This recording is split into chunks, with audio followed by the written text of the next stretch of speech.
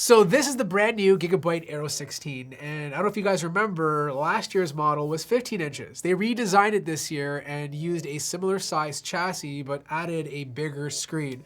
And the Aero lineup, traditionally in the past, used to be geared towards gamers. But over the past couple of years, they've been changing the directions and pushing the Aero lineup towards creators. Now, quite frankly, I think this design is much better than the previous Aero 15. It looks cleaner, it looks a lot more classy, and you have this beautiful CNC milled aluminum and a clean Aero logo in the middle, which, by the way, does light up when the laptop is on.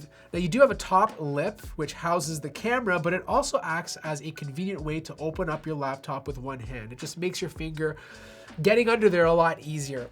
Now, once it's open, the first thing you're gonna notice is that this display no longer wobbles. That was a big problem with the Aero 15. You opened up that thing and it would just go back and forth. Port setup is a bit different though. You don't get the same amount as you did last year. In fact, the ports have been reduced to just a few. For example, on the left-hand side, you have a USB Type-C port. This is not Thunderbolt. You have an audio jack. And then on the right-hand side, you have your barrel connector, which connects a 230 watt Chinchoni power brick. And then you have two Thunderbolt 4 ports. Now, in order to give you more ports, Gigabyte has included a USB hub in the box. My suggestion is to never use it on the left-hand side, which I'll explain in a second, but you do get an extra RJ45, USB mini display port, and HDMI. Now, if you plug it in on the left-hand side, a couple of things happen. One, you block the vent, which just doesn't look as good. And since it's not Thunderbolt 4, you're not gonna get the same sort of bandwidth. And if you reverse it, it just looks kind of ugly. My suggestion is to plug it in to the closest Thunderbolt 4 port towards you. This way you still have access to the other one and the multitude of ports that the hub comes with. I apologize for the stuffy nose. I have some bad allergies today. There's nothing I can do about it, but you guys always say I sound stuffy anyway, so probably not a big deal at this point. But I love this keyboard deck. The two-tone finish is a very nice touch.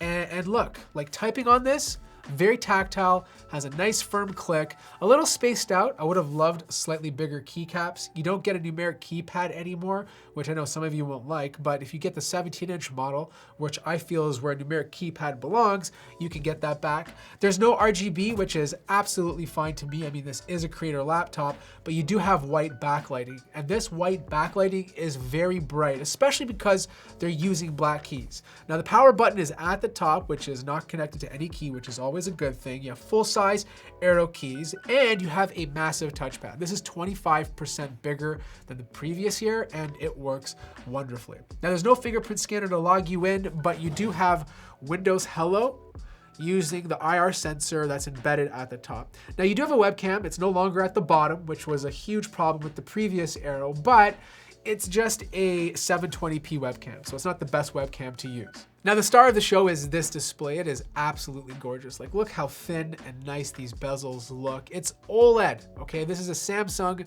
2nd gen AMOLED panel, and it looks great. The blacks are nice and deep. You have colors that pop. If you're a content creator, everything's gonna look nice and accurate on this.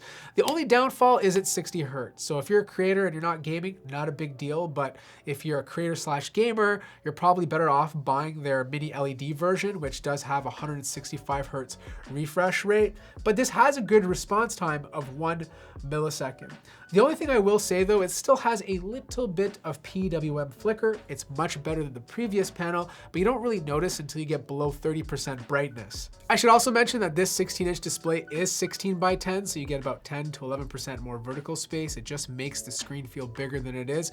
But performance, this guy's stacked. Like, we're talking about an i9-12900HK processor, 32 gigabytes of DDR5 memory, the 16-inch AMOLED display, 2 drives, one is 2 terabytes, the other one is 1. They're both Gen 4 drives.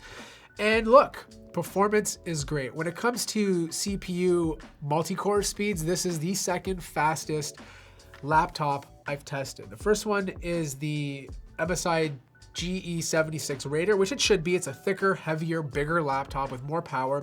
This comes in a close second. But that's just benchmarks, right? Like, this is just CINEBENCH, right? It doesn't tell us the full story.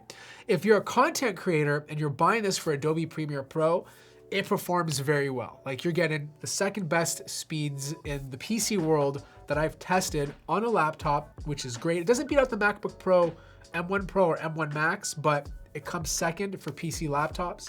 If you're doing any Photoshop work, it completely crushes it, and same holds true if you're using After Effects. Now, if you're a developer, it crushed my Mozilla FireFox compile test. It did it in 18 minutes. But one thing that I found strange is that this laptop does not come with a mux switch. Now, if you're a creator, this is not a big deal. Like, you want the iGPU on at all times if you're using the Adobe Suite because you're taking advantage of QuickSync, and the performance is better than turning it off and only using the dedicated GPU.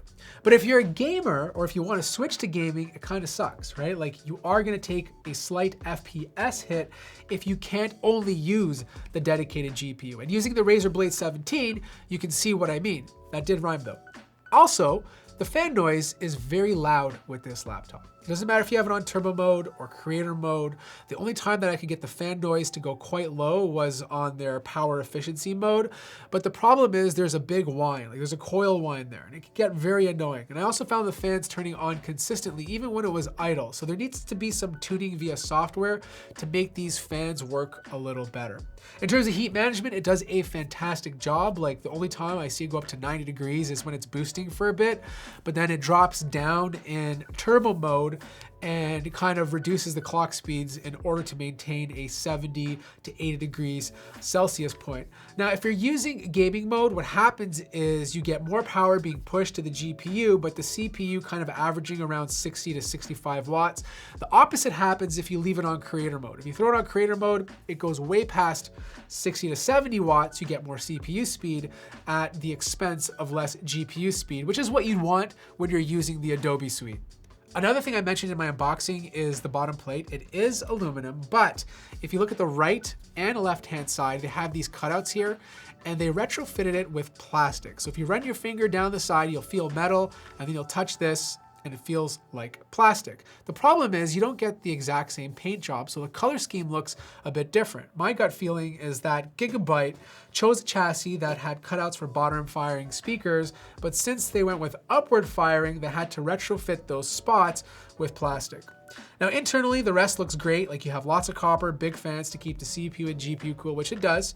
And then you have 2 storage slots. They're both populated, very fast Gen 4 drives. You have 2 slots for RAM, upgradable to 64. This is rank 8, and the company is Samsung. Swappable Wi-Fi 6E card, and a big 99 watt-hour battery. The downfall, though, is the battery life was not great. Like, 2 hours and 50 minutes using Gigabyte's power saving mode is not a good look. And quite frankly, most Intel Alder Lake laptops I've tested this year haven't had the best battery life at all. So here it is. I do like this laptop. I think this design is much better than last year's Aero 15. They corrected some of the things I did not like the placement of the webcam, the wobbly display is no longer there, and the keyboard feels a lot more spacious and more comfortable to use. But it also introduced a few new problems. Battery life is not so good. Ports are less. Yes, they did include a dongle, but it's a janky solution. The speakers need to be equalized. The design on the bottom of the back plate is not the best, and the battery life is really bad. I think if they can fine-tune these things, they're gonna have one of the best laptops on the market. If you have any more questions, let me know in the comment section down below. Like the video if you liked it, subscribe if you haven't already, and I'll see you guys in the next one.